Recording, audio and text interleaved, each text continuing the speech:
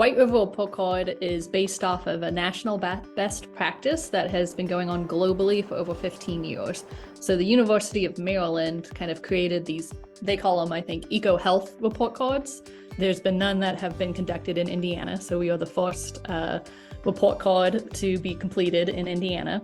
And we really thought it would be a good way to kind of set the baseline of what is the water quality along our watershed, and kind of learn where we really need to focus to do more work to improve it and understand where we're doing well. And we created 3 categories: the land, water, and community, to just kind of help organize that around what we were going to evaluate within the watershed. The whole point or desire with this report card was to make it very holistic.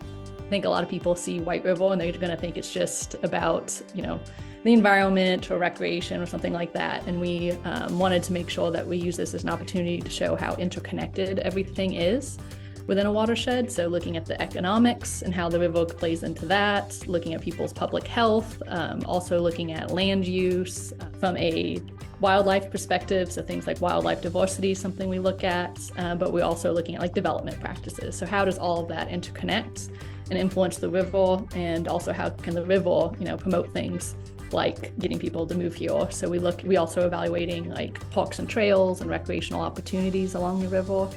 And then we have a whole section on water, which really dives into water quality issues. And then we wanted to look at water quantity, since we knew that was 2 really big things when you're looking at the health of the river. You do have an upstream neighbor, unless you live in Winchester, where the river starts.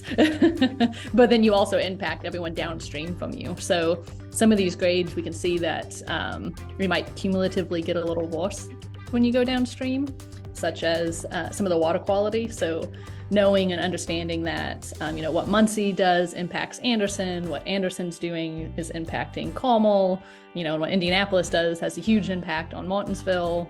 And looking at things from a more regional perspective was kind of one of the big goals of undertaking this White River watershed level report card. So understanding that like working together is going to be one of the best ways to improve the river and raise the grades, because this report card is something we're going to repeat again. We're going to do it in 5 years, and we really hope to see the scores improve.